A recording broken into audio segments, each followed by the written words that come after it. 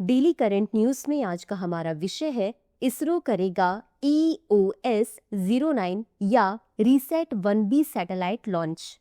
आज का हमारा विषय विज्ञान और प्रौद्योगिकी से संबंधित है। सबसे पहले देख लेते हैं पूरे एपिसोड में किन किन मुद्दों पर बात करेंगे। सबसे पहले जानेंगे चर्चा में क्यों है, फिर जानेंगे EOS-09 के बारे में, साथ ही जानेंगे पृथ्वी इमेजिंग उपग्रह के बारे में और PSLV के बारे में। अंत में देखेंगे एक अभ्यास प्रश्न को। तो चलिए शुरू करते हैं। हालिया खबरों के अनुसार इसरो 18 मई को अपने नवीनतम पृथ्वी अवलोकन उपग्रह EOS-09 या रीसेट 1B को पोलर सैटेलाइट लॉन्च व्हीकल के माध्यम से लॉन्च करने जा रहा है। इस उपग्रह का उद्देश्य भारत की सीमा सुरक्षा को बढ़ावा देना और आपातकालीन प्रबंधन क्षमताओं में सुधार करना है।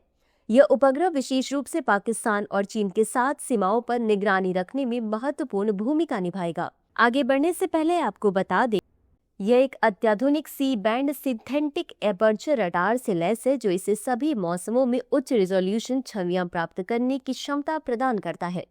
यह उपग्रह बादल, बारिश और अंधेरे के बावजूद स्पष्ट छवियां प्राप्त कर सकता है, जो पारंपरिक ऑप्टिकल इमेजिंग उपग्रहों द्वारा सामना की जाने वाली सीमाओं को पार करता है।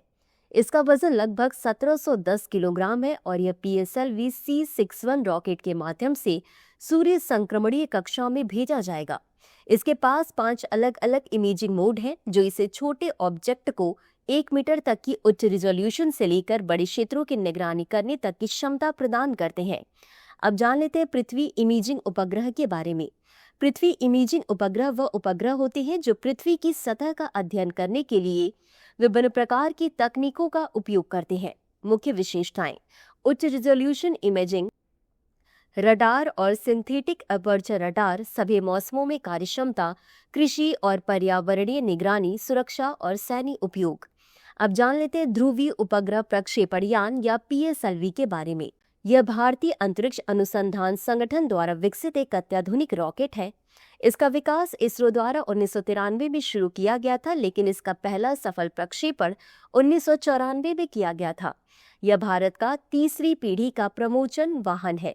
यह एक 4 चरणीय प्रमोचन वाहन है जिसके प्रथम और तीसरे चरण में ठोस रॉकेट मोटर्स तथा दूसरे एवं चौथे चरण में तरल रॉकेट इंजन का उपयोग किया जाता है।